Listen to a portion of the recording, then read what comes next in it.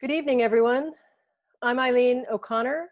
I'm one of the leaders of NYCD 16 Indivisible, and I'm also a co-ward leader in Ward 4 in Yonkers. I, along with a few other fellow activists and Democratic leaders, helped organize tonight's County Chair Forum. We hope that this will serve as a civics lesson of sorts, and I'd like to thank the various groups who agreed to co-sponsor this important event. And I'm going to hand this over in a moment to our moderator, John Metaxas. John is a news anchor with WCBS and Bloomberg and podcasts on Apple and his website, johnmetaxas.com. He's also an attorney admitted in New York and serves his union SAG-AFTRA as a member of its National Broadcast Steering Committee. John? Thank you, Eileen, for that introduction. And I also am looking forward to today's forum as a civics lesson, as I'm curious to learn more about what a party leader does, and most importantly, how the candidates view that responsibility.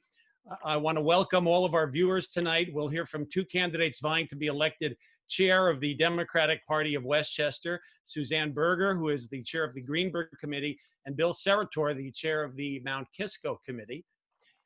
Reggie Lafayette, who's the incumbent county party chair, withdrew from the race on Monday. We are told he will continue as co-commissioner of the County Board of Elections and as leader of the Mount Vernon Democratic Committee. Now, on Thursday, September 17th, party members from across Westchester will participate in a virtual convention. They'll choose who will become chair, first chair, secretary, and the remaining 12 vice chairs of the Democratic Party. I'm told each position gets voted separately and there are no slates. I will start by letting each candidate tell us a little bit about themselves. Then I'll ask the candidates a series of questions. Candidates will have 3 minutes for the opening statements, 2 minutes for each question. Eileen will be keeping time. She'll show a time card on her screen when it's time to stop talking. And those of you watching tonight can ask your own questions by typing them in the Q&A function at the bottom of your Zoom screen. We'll try our best to incorporate them into the program if we have time. Just one note about this video conference format. We're billing it as a forum, not a debate. Typically, when we have many candidates on the video conference, we have to stick to a strict format to keep things fair and make sure everyone has equal time. We do plan to stick to our rules, but perhaps with only 2 candidates, this is going to sound a little bit more like a debate. So let's see. Still, we ask the candidates to respect the time limits we've set up and let the other candidate finish their answers without interrupting. And also, please bear with me. There may be some repetition in the subjects covered by my questions that have been formulated by our group of organizers. And depending on where the candidates take their answers, if that's the case, I ask our 2 candidates, please just take the question as an opportunity to expand into whatever areas you think will edify our viewers. I flipped a coin. I actually did, to determine who gets to go first with their opening statement, and Bill Serator won the flip. Well, we'll then alternate who goes first on each subsequent question. And so let's begin with our opening statements. First, Suzanne and Bill, welcome. And Bill, the floor is yours. Thank you. Thank you, John. Thank you for everyone for tuning in. And thank you for all of the groups that have participated in this. It's an important topic, obviously, and I'm looking forward to the debate, not the debate, the questions tonight.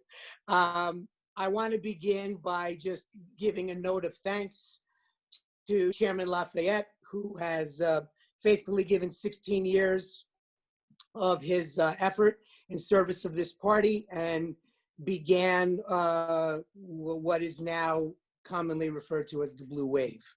I am running for chairman of this party, and my candidacy is going to be based on a philosophy, and it is a philosophy of the we.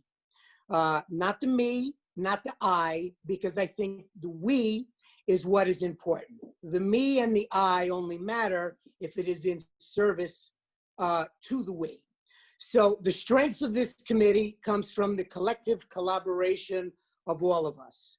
I think we all know that that is what gives us the victories that we seek. I think as a party, we have to recognize that the will and the desire of the electorate must always be met.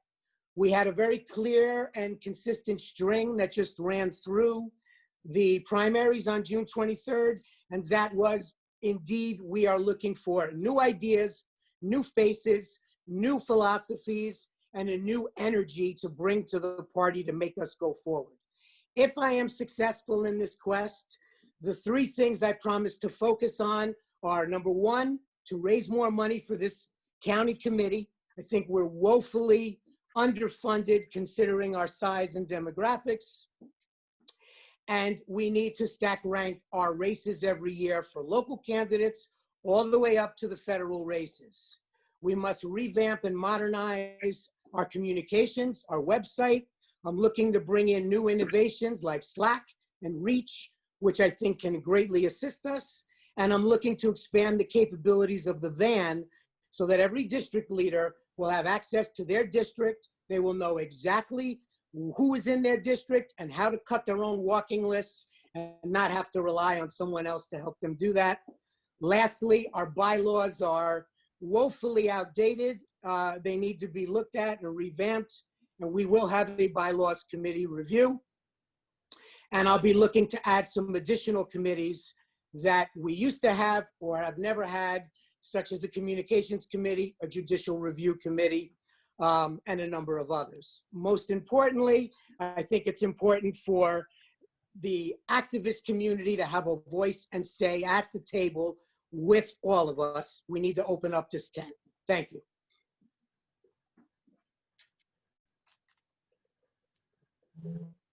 Hi.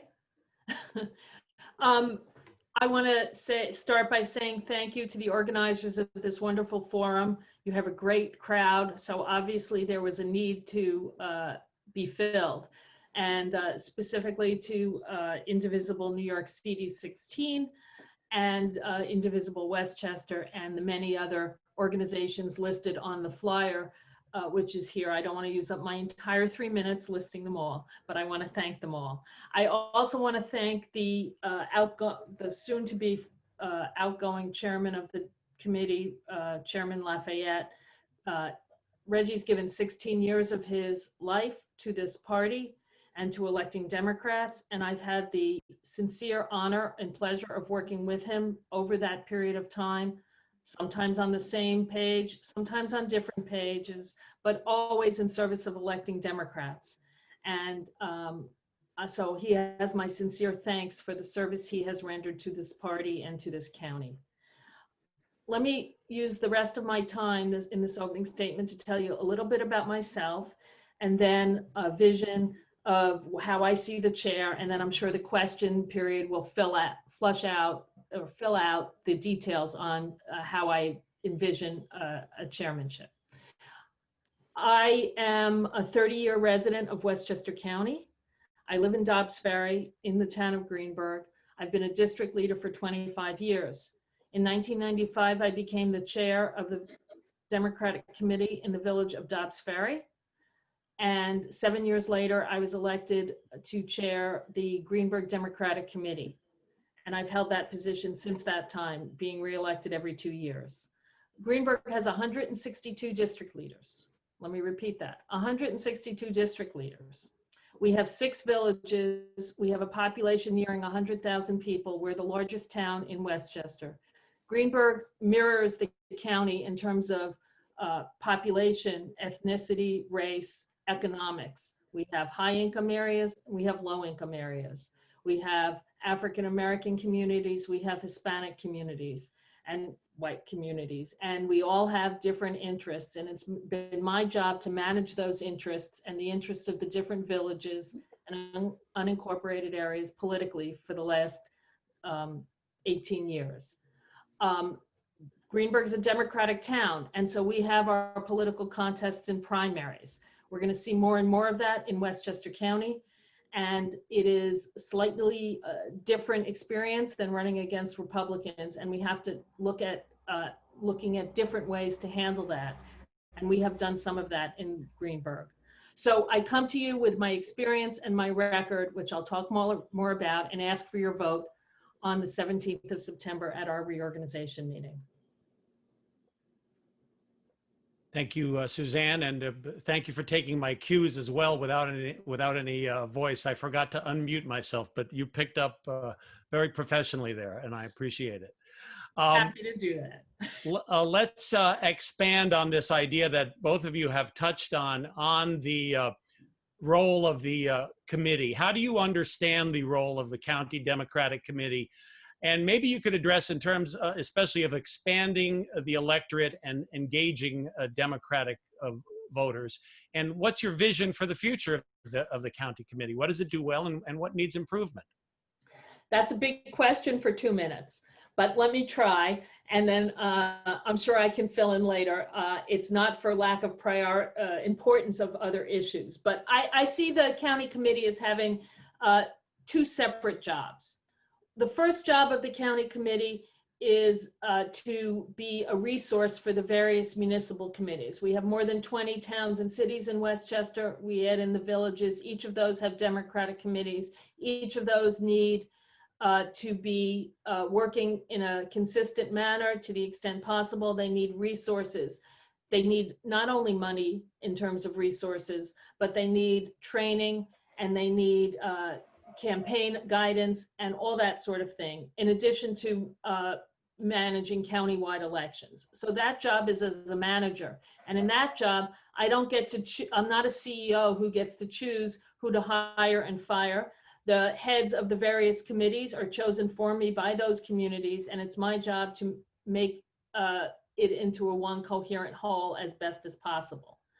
I've done lots with the training aspect, and I hope to talk about that more in a bit.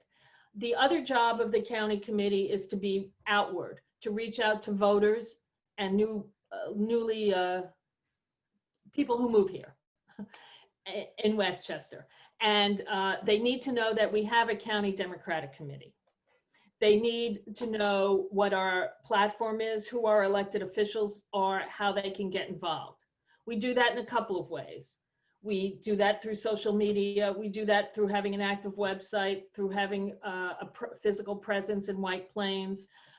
We do that by having town hall meetings with our wonderful elected officials, where our elected officials can speak to the community and the community can speak to our elected officials. And the third role of the chair is to be a spokesperson and a cheerleader for the Democrats. And I'll expand on those concepts as we go along. All right, thank you, Suzanne. Bill. So for me, the WCDC must actually look and feel like the population of Westchester County. So what do I mean by that? I mean, that means geographically, racially, by gender, and by socioeconomic means as well. We've got a lot of different voices and a lot of different folks that are in this county. So the county board, which consists of about 20 different seats, must reflect what that population looks like. So we need to have folks that are representative of the African American community, the Hispanic community, LGBTQ. We also have to recognize all of the activist groups. Currently, there are some concordant bodies which are part of the executive committee, like the Westchester Young Dems, for example, and those voices need to be expanded. And I think we should also look at giving them a vote and not just a seat at the table, but to really allow them to participate. The other thing I think that is critically important is frequently from the local elections in the smallest towns and villages, there's a slight disconnect with what goes on from the top of the county and vice versa. So I think we need to be active and listening to what is happening throughout all of the villages, towns, and cities. And back to my point on raising more money, that money should be used and stack ranked for which seats do we think are vulnerable that we need to protect? Which seats do we think we can expand if we get a more active involvement in? For example, this year, Peter Harcum is up against a very tough challenger in Rob Astorino that's coming back. Even though it's SD 40, that should be an all hands on deck moment. And if I'm chair, I'm going to see to that. Now, both of you have experience as being town chairs. Let's talk about the role of chair specifically. What from your experience do you think was your greatest success in this role, and maybe qualifies you to take on the whole county? And an interesting slant on that: how do you view personality conflicts between town chairs and designated candidates or primary winners? And how would you deal with that kind of thing when this kind of dynamic occurs? Is that mine to answer? Oh, I think since Bill went last, we start with Bill, and then I know it's confusing, but we're going to flip flop in this way. So you can each Okay. rotate. So to begin with, you know, Mount Kisco is now 100% blue. However, when I first moved to Mount Kisco and got involved in the party, there were no Democratic elected officials. So in the time that I've been involved in the party, and in particular over the last 10 years since I've been chair, we've been able to flip that in its entirety. We now have a completely Democratic board.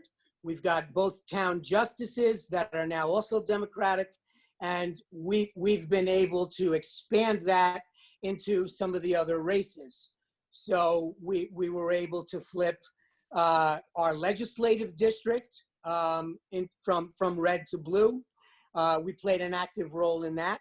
We played an active role in the aforementioned Peter Harkam seat, which is a seat that hasn't been Democratic in 104 years.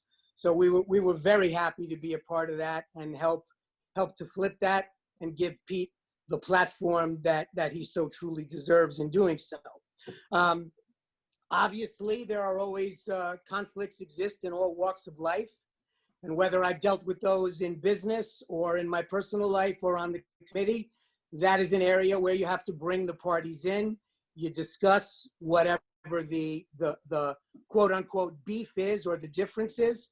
And at the end of the day, we are all Democrats, and there is more that unites us than divides us. And as chairman, I think it's important to clarify those things and keep the ship and everybody in it rowing in the same direction, which is forever forward. All right. Thank you, Suzanne.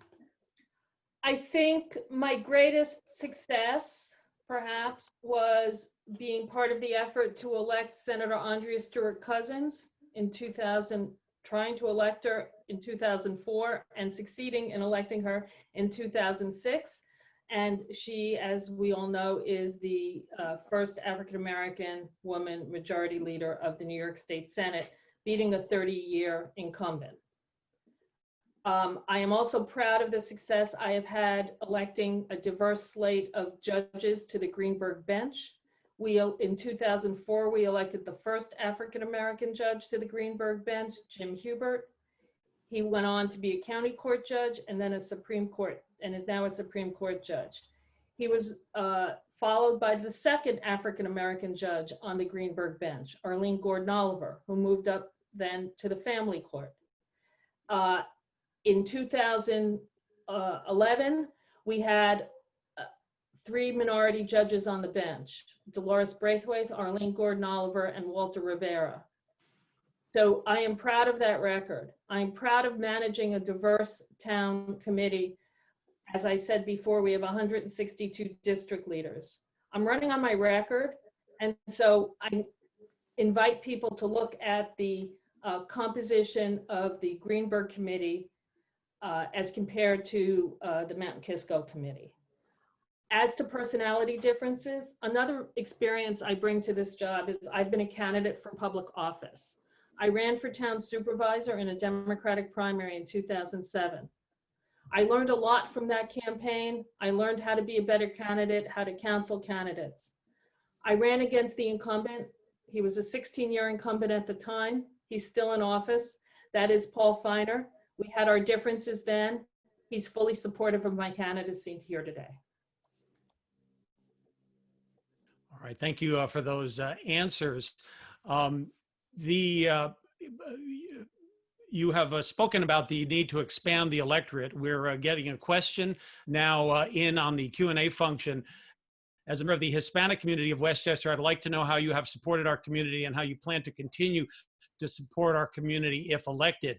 Both of you have spoken about diversity, but can you dig in a little bit deeper into how you serve diverse communities and how you get diverse candidates onto the ballot? Yes, I'm happy to do that. I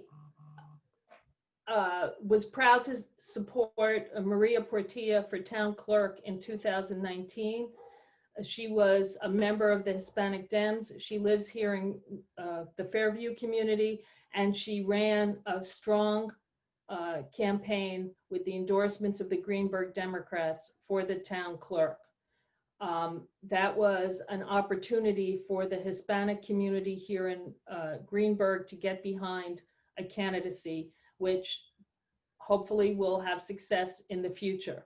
I also was a strong supporter of Judge Walter Rivera, who was elected to the town court, and then with Reggie's help, became a county a court of claims judge.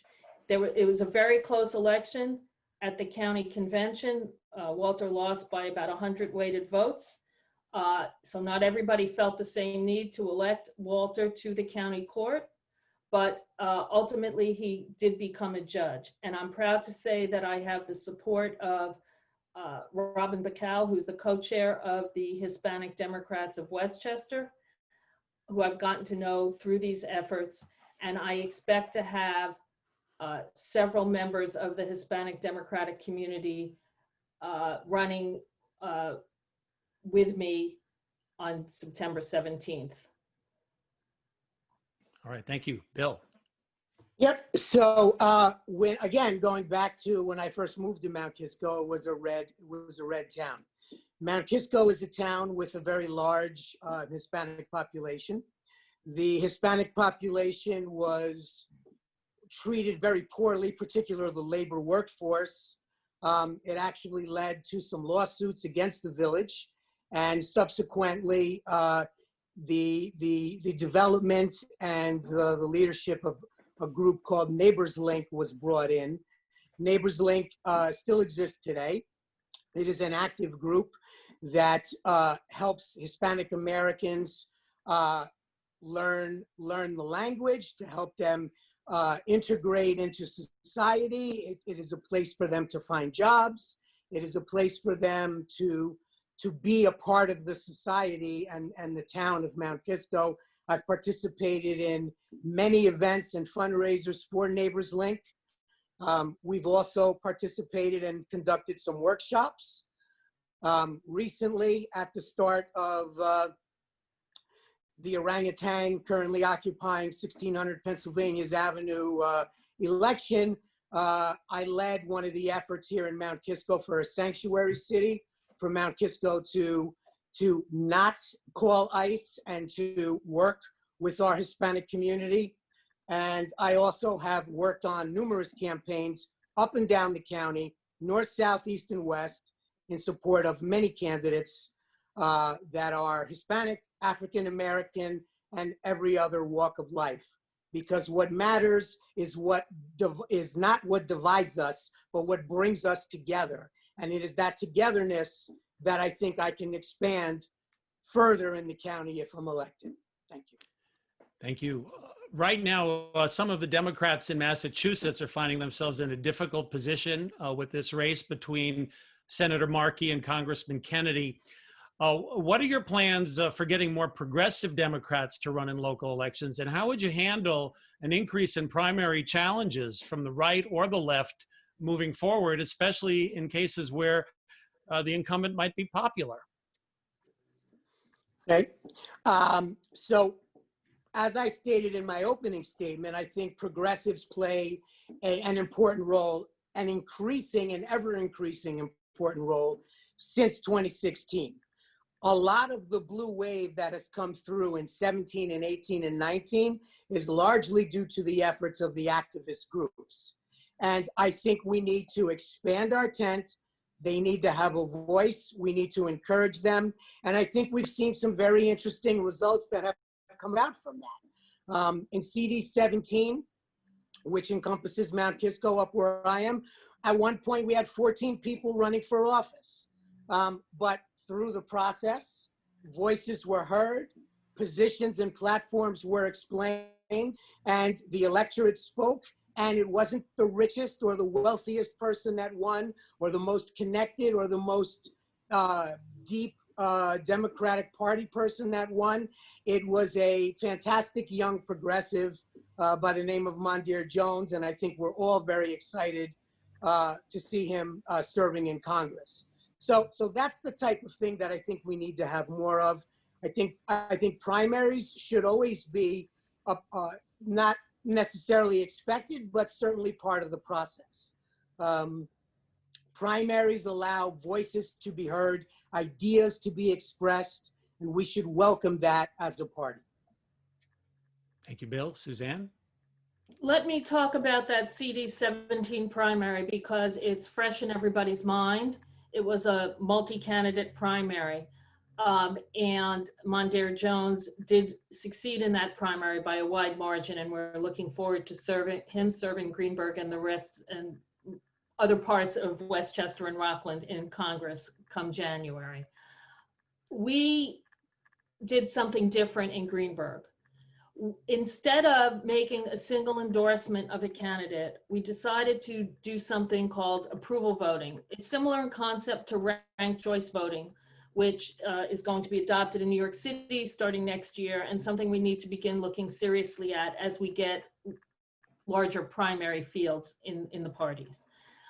We had support within our 100 district leaders that are in CD17 for various of the candidates.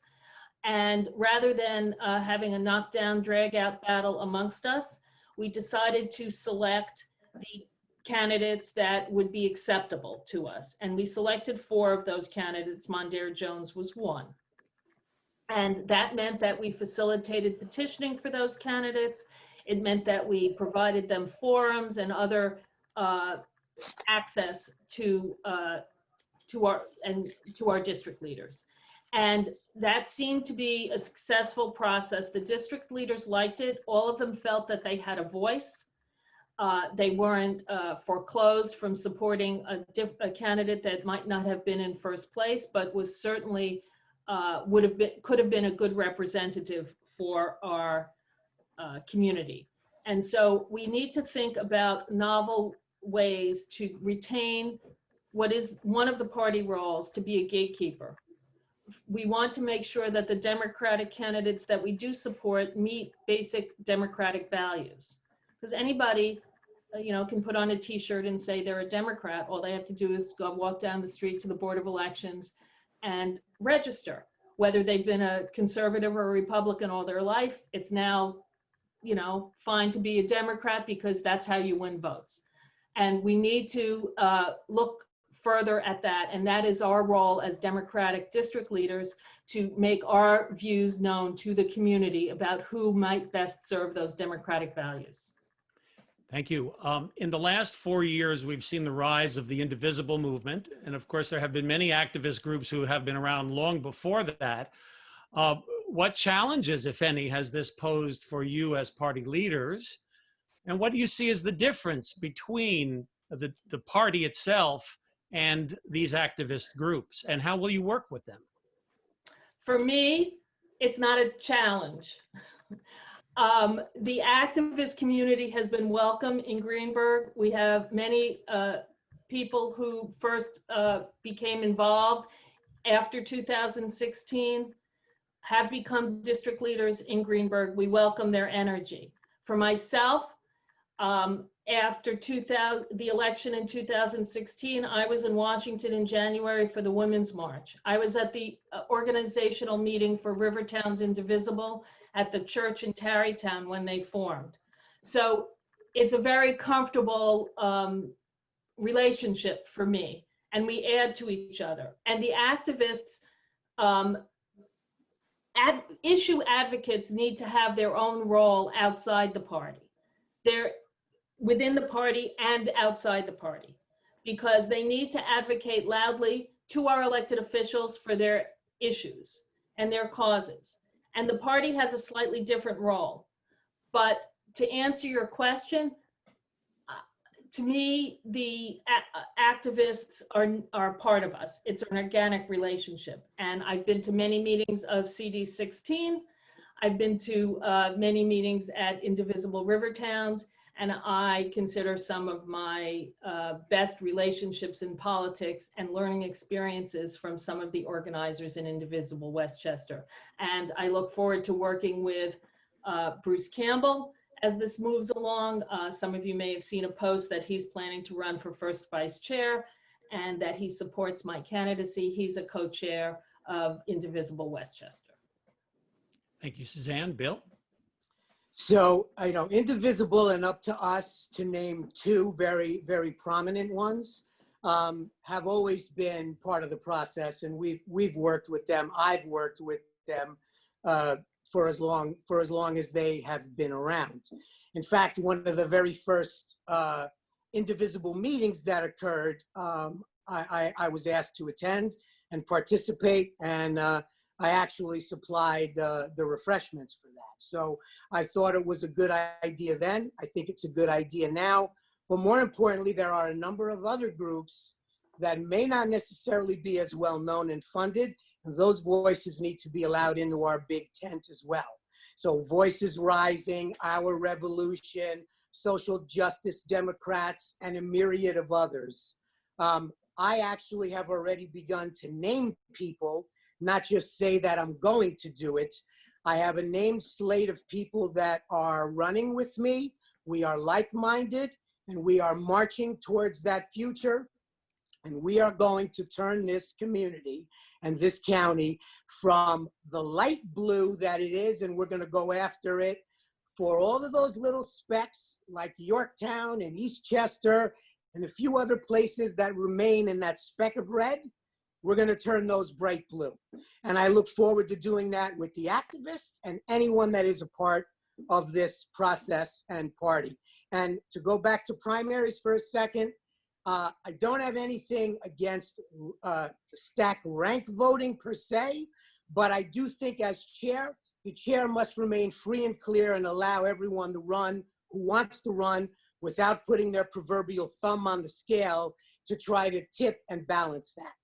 So I look forward to the days ahead. I think this party has some great, fantastic days ahead, and I know we're going to get there together. All right, let me shift gears with this next question, and I'll pose it to you first, Bill. The process for obtaining a nomination for a judgeship on the Democratic line is very opaque. What's your view of the current nomination process? What do you think needs to be reformed? And how would you do that? And the question I have as a voter, just an average voter, is how do I know who I'm voting for judge? Many times I don't know who these people are. Is that my fault as a voter, or is it the party's fault? Well, you're absolutely right, and that is the common question. So part of it is, because there are usually any number of judicial candidates running, they get paraded in to all of our town committee and city meetings. They all get given 2 minutes to state their case, and then the committee then is going to discuss who they're choosing to stand behind or nominate or to endorse. So inherently, that's certainly an issue. I think one of the things that we can do as a county committee is bring back the Judicial Review Committee. Let a group of professionals that are serving on the county committee be able to really give those candidates, those judicial candidates, the time that they deserve to actually state their case and talk about their legal backgrounds and what their positions are. Those can then be presented to all of the members of the executive committee and then subsequently parsed down to those committee meetings. So when those local committees have their meeting, they then have a full, report in addition to whatever the campaign of the individual judiciary candidate is bringing forth. So I think that that's super important. And by extension, the district leaders then now know that information And if they have access, going back to what I said earlier about the van, they can then have active communications within their district. And when someone says, hey, I don't know who any of these judges or candidates for judges are, we can be able to do that. I think that, you know, judicial candidates do a good job at doing their own campaigning, but I certainly think we can help propagate their campaigns. Thank you. Thank you, Bill. Suzanne? As a lawyer, electing judges is something I care deeply about. I want to just say in Greenberg, what we've done is we've had a screening committee when we've had a vacancy. The screening committee is charged with reporting back to the full committee, not with making a selection. The screening committee is comprised of lawyers and non-lawyers, and it is a diverse screening committee, and we do outreach to make sure that the candidates that they are interviewing are diverse as well. There have been in the past some issues about the county screening committee, which is why our chairman chose to go a different way. And that resulted in the election of, from Greenberg, Arlene Gordon Oliver, who was the first Black woman judge elected to the family court in Westchester County. Well, I shouldn't say that. Kathy Davidson was, but I'm talking about from Greenberg at the moment. So so it is an issue we have to be concerned about. We want to make sure our candidates are supremely qualified. I want to take the rest of my time to say, John, as a voter, I believe in judicial elections and not in, quote, merit selection, because when you have merit selection, that's really political too. The person making the political appointments has opinions. And when, for example, Governor Pataki was the governor, you did not see a diverse court appointments in the courts of New York State. And so I think that we have had greater success in electing judges in the city and in Westchester to have a diverse bench, which is a key platform and principle. All right, thank you both. We're getting a number of questions coming in, and we've had a number of questions about the Board of Elections. One person writes, it seems to have become customary in New York State for county party chairs to seek and accept positions as commissioners of elections. I think both of you have spoken on this issue. We'll let you do that again now, but what is your vision for the Board of Elections, and what process will you institute as a Democratic Party chair to select the next candidate for BOE commissioner for confirmation by the Board of Legislators? So those are, I'm sorry, is this? I think we're starting with Suzanne. We're starting with Suzanne. Okay, sorry, my mistake. I know, Sorry. it's confusing. I've said clearly that I do not believe one person should hold both positions. I am running for party chair. I am not running for commissioner. I do not intend to run for commissioner or seek appointment or nomination for commissioner. I'm here to ask for your vote for county chair. That the county party does have a role in selecting the next commissioner when Reggie's term expires, and if it's an open seat or whether he seeks renomination. We need to have a discussion about what qualifications we would want in that office, what professional experience you bring. It is, in New York, a partisan position. The Democrats select their commissioner, the Republicans select their commissioner. So that is one qualification. But election experience, management experience, because after all, there are over 100 employees at the Board of Elections, budget experience, legal experience, all legislative experience, having run for office. We need to have a discussion about what sort of commissioner will best serve us. Maybe a computer expert, because that's where we're going. So we need, or maybe somebody who embodies all those qualities. That's a discussion that we as a county committee need to have in advance of the time the position becomes open, so we can do a search for the best qualified person for that position. Bill? So first and foremost, I have no desire to be the commissioner of the Board of Elections. Not today, not tomorrow, not in the future. It is a position that I do not desire. I am squarely focused on the work of the Democratic Party, as I always have been.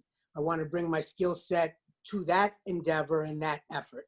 I'm not interested in using the chairmanship of the party to springboard into another position or any other position, and that will never change with me. In terms of the party role, yes, there is a role for the party to play in that discussion. Obviously, a great number of voices need to be involved in that conversation, from the county executive on down, with the Board of Legislators, who ultimately approve or disapprove of whatever the party selection preference is. And clearly, I am firmly of the belief that our current commissioner may want to continue to do that for some time. I certainly don't have any issue with that. But when the time comes that he chooses to step down, then I do think we need to look at a great variety of skill set and make sure that that position meets the needs and is in line with what the vision of the electorate of the party is. Okay. Thank you for that. Let me move on to committee finances, and I'm going to lump a whole bunch of questions into one.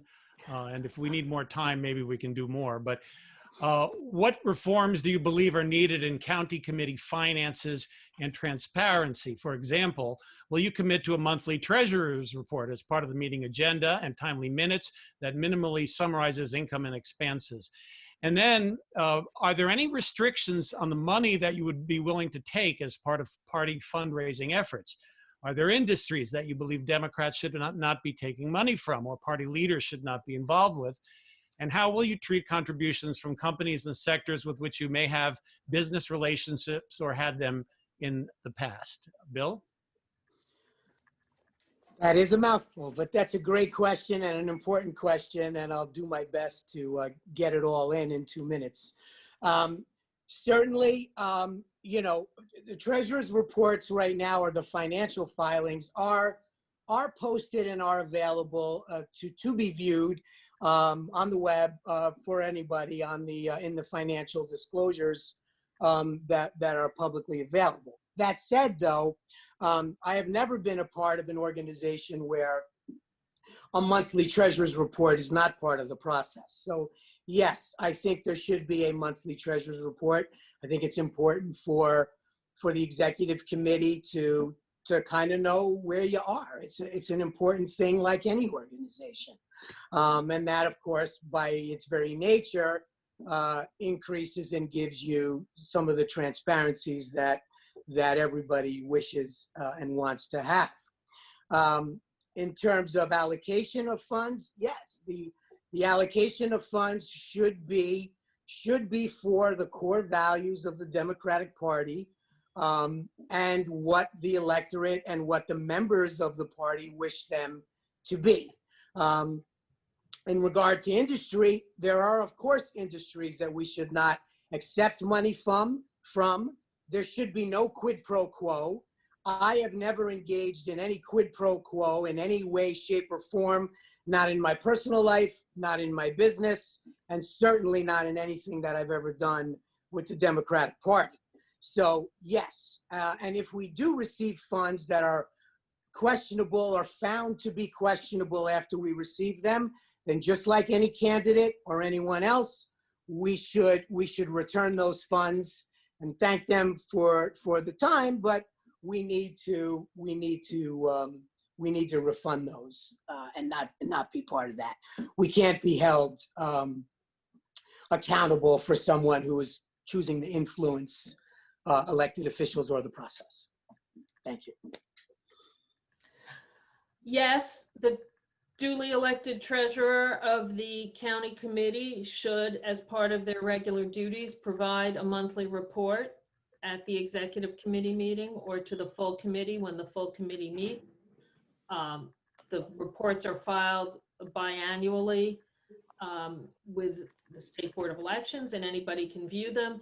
And but we should have reports. How that money is spent is up to the committee. The committee can make general rules in advance to allocate so much for rent and so much for office staff and so much for campaigns, so much for primary campaigns, so much for outreach, and so forth. And then within those categories, the people assigned to the team can decide how to spend money, so we don't micromanage all the people who are helping us. Yes, there is money that should not be solicited by the Democratic Party. We wouldn't take NRA money, for example. We wouldn't take tobacco money. Perhaps we wouldn't take fossil fuel or big pharma money. Those are discussions that we need to have. We have to keep in mind that sometimes people work for companies, but as individuals, they want to contribute too. And that is something that we should consider. But in Greenberg, we have ethics rules, very strict ethics rules about elected officials taking contributions from people who have business before the town board. And other towns have different rules, and we should look at some model. Again, we need to do this at the beginning rather than as each contribution comes in. So we have rules that are not arbitrary and everybody understands who we are and how that helps us. All right, thank you.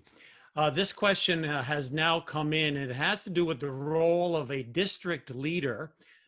In one jurisdiction, district leaders are expected to carry petitions for party-endorsed candidates, yet I am told here no get out the vote or other outreach, such as recruitment, is required. How do you view the countywide discrepancies among the committees in terms of how they deal with their district leaders? And have you given any thought to problems that prevent greater engagement by district leaders in certain locales? How do you view that function? Suzanne. That the county committee can and should provide, shall I say, basic training to district leaders.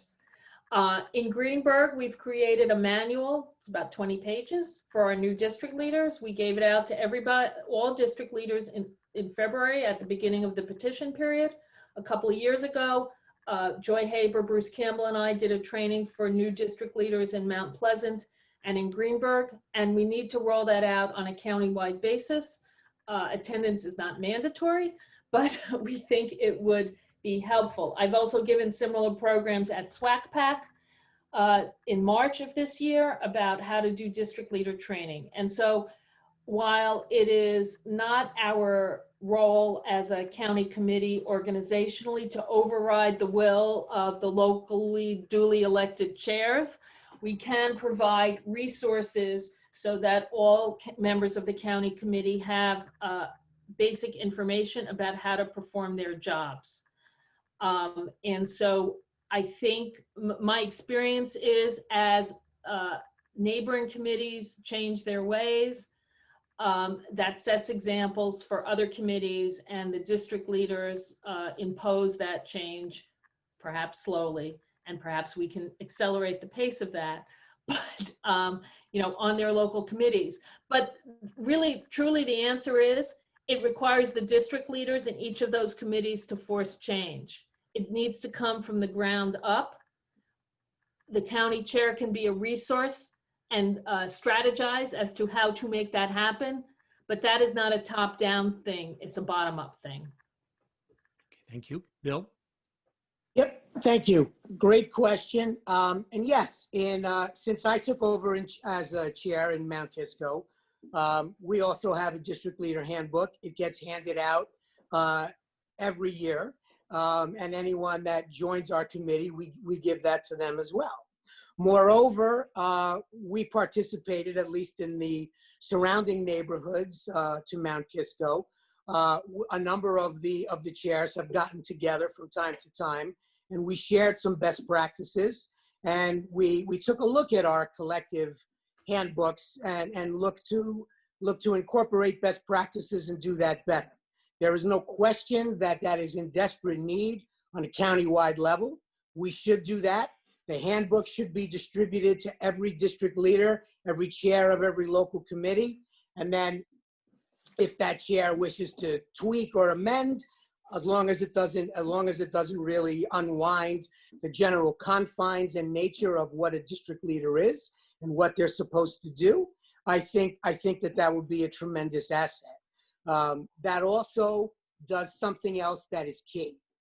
Anyone that's ever been on a local committee knows the hardest thing to do when you get a new district leader is to keep them involved and engaged. One of the things that will keep them engaged is if they feel truly attached to and a part of the system. So if they're able to locate and communicate with their district, and they have a handbook with which to help them do that better and more effectively, they will want to be more engaged. And in return, we probably get more district leaders. And there's nothing better than that, because the district leaders are the unsung heroes of the party. They're the ones that wake up at 4 o'clock in the morning, go work a train station, do all of the GLTV, and that is the most critical work for the party. I'd like to talk about the November election and the concerns about having a fair vote, concerns over defunding of the post office. And I understand that the role you're running for is not an elections role, it is a party role. But what can you do as party leader to help ensure that there's a fair vote? I just got an email from our assembly candidate, Chris Burdick, telling me that I had to re-register for an absentee ballot, request it over again, even though I had requested it for the primary. I wasn't aware of that. What education efforts do you think are necessarily, especially this year, when there are so many concerns about having a fair vote this November? Clearly, that information there's a slight communication disconnect there with what goes on. Although the Board of Elections may mail out things or things may be posted, I think that is also a critical role for the party to play. As chair of the party, I think that again needs to be something that is discussed in our meetings so that all of the chairs and vice chairs and district leaders have that information and knowledge available to them. And again, because they will be able to work more effectively in their districts, they can then disseminate that information to the average rank and file voter. I also think we should probably, as a party, probably take out some newspaper ads or something along those lines in all of the local periodicals that exist within the county and in all of our towns and hamlets and cities. I think that information is critical and important, and the better job we do at that, I also think that will greatly help. When we revamp our website, that information should be clearly available on the website also for anyone to see. And those are the things that I think the chair can influence with regards to those things. You mentioned, a defunding of the police and things like that. The post office is what I said. Oh, the post office. So the post office obviously is, the post office has been around since the beginning of the creation of this country. It is what largely how many people get to receive and send packages.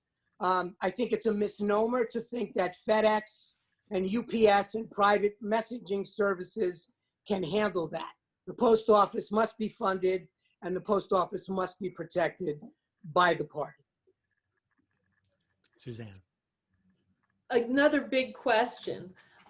So there are several points I need to cover, but I first want to append my last answer. When I was talking about the district leader training manual, it was based on one prepared by my friend, the late Elizabeth Schollenberger of the White Plains City Committee, and we updated it. And so I want to make sure to give her due credit for kicking that off.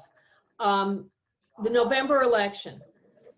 First of all, we have a great volunteer organization in Westchester, Westchester for Biden. One of the co-leaders of that is a young Democrat, Verity Van Tassel Richards. She happens to be the co-chair of the Tarrytown Committee and a Greenberg district leader, and she and Cheryl Geller have been leading this effort weekly for many months.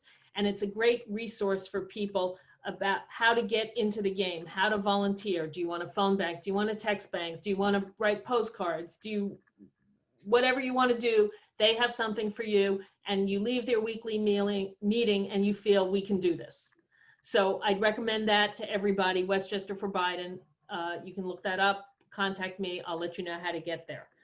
As to the voting process in New York in November, education is key for the reasons you just mentioned, John, about making sure one applies for an absentee ballot, which can be done not only the traditional way by downloading the application and signing it and filling it in, but also by phone. It can be done online. The State Board of Elections website has a link, many ways to do that. I think one of the most important things we can do, because frankly, paper ballots are always problematic, always have been, and because there'll be so many more of them this year, just multiplies the problems, is encourage people to early vote, encourage people to drop their absentee ballots at early voting locations. That's new, it's unknown, and we need to put our resources to make sure people know that. All right, thank you. We're coming to the end of an hour. There is one question that's come over that I think deserves to be asked. And then after that, I think it's time for our closing statements. And that question is, this forum, candidates along with the moderator and co-host timekeeper lack diversity, specifically lacking any people of color. How will you improve this in the future? You both have touched on this issue, but here's an opportunity to say more. Suzanne. Yes, pledge that officers, executive committee of which I am chair, will be diverse. I am in conversations with several people of Hispanic and African American communities to make that happen. You have my word on that. I've done that. If you look at my executive committee in Greenberg, you'll see that. One Democratic constituency that we haven't mentioned is labor, and they're an important constituency to make sure we include in our committees and executive committee as well. I can't speak. I think I see Black Westchester as one of the co-sponsors of this event on the card in front of me. And I will simply say that we've had an African-American chairman of this party for 16 years. Westchester's never elected a woman to be chair of its Democratic committee. Thank you. Bill. So I have been not only stating, but I'm actually putting into practice what I preach, to use a pun.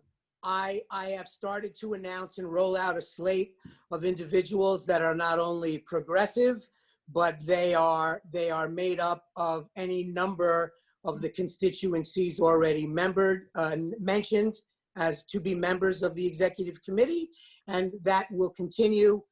There will be an even greater list that will be released, and long before we get to the 17th, there will be a full slate there, and it will be indicative of all of the aforementioned groups and subgroups. I'm a big believer in that. I always have been. I practice it in my work, in my job, in my personal life, and I think it is critical, as I said in my opening statement, that the executive committee of the Democratic Party of Westchester County must reflect and look like the face and population of Westchester County. I think that that's critical for us going forward, and I am looking forward to doing more of that and to bringing that to the forefront and turning us into a committee and a model with which all other committees will say, you know what, Westchester did it right. That's the way we need to do it, and we will be the model for others to follow. We will forge the path and lead the way, and I am confident that I can bring that into fruition. Thank you. Suzanne. The question is about diversity. Yes, the question or point. I think I'm just saying that. No, I I believe. answered that question. No. Oh, okay. You know what? My bad. I'm happy to do it again. Maybe I can improve. Yes. But all right. When we have multiple candidates, I have a sheet in front of me, but we only have two. So you're right. It is time for closing statements. So I apologize for the confusion, Suzanne and Bill. The floor is yours. Thank you very much. Thank you again for this forum, and to everyone that has participated tonight. This was truly a pleasure, and it's great to be among all of you and answer questions, and as we all need to formulate what is the next direction for this party to move towards. I've put forth a lot of statements tonight. I have been acting on many of those. I will continue to do so. Most importantly, I stand before you tonight, or sit before you tonight, and I am, of course, asking for your support. But more importantly, I am asking for your hand and your voice, because I truly believe that it is the collective collaboration of all of us, the we, that is what truly will build this party and this committee into something that people will marvel at, be proud of, want to be associated with it, and we can turn this committee of ours and this county of ours into a whole new shade of blue that will lead on and on for generations to come. I'm not looking to be here for 16 years or 10 or any length of time. What I want to accomplish is I envision myself as being a little bit of a gardener, if you will. I want to plant some seeds. I want to bring in new ideas, diversity, young ideas, and I will gladly take a step back and watch those fruits of that labor grow into fruition, pass the torch to the new generation, and that will be the greatest victory of all. I look forward to our continued days ahead in this campaign, and I ask humbly for your support. Let's do this together. Let's all get on board. Go Big Blue. Thank you, Bill. Suzanne. I want to start by thanking the organizers of this forum. It's been a pleasure to talk to you and to the several hundred people who I understand are listening to this forum. I want to invite any listeners to call me with any questions. Go to my website, suzanneforchair.com. We posted a little video today. That's exciting to me. And I have an email, suzanne@wcdcchair@gmail.com. I really enjoyed talking to all the voters. I hope that's a good thing, because I've spent a lot of time today and in past days talking to many district leaders whom I've gotten to know over the years as I've worked with them on county issues. I think that experience is a valuable thing. I think if you talk to any of my Greenberg district leaders, they'll tell you I've done a really good job, and I'm looking forward to taking that and rolling that out on a broader perspective. So I'm asking for your vote on September 17th so we can have a stronger, more active, more modern Democratic Party in the county of Westchester. Thank you. Thank you, Suzanne, and thank you, Bill. We have reached the end of our time tonight. I'd like to thank the candidates for joining us and thank those of you who have watched, especially those who have stayed to the end. I apologize to anybody whose questions we couldn't get to. We didn't have time for all of them, but the questions were very informative and added to the program. And for those of you who are watching, who are district leaders and chairs, a reminder, the county convention is on Thursday, September 17th. Please encourage everyone to attend and vote. I especially want to thank you, Eileen, for being our timekeeper and introducer today. And thank you all for joining us, and have a good evening. Thank you. Excellent job. Thank you. Thank you.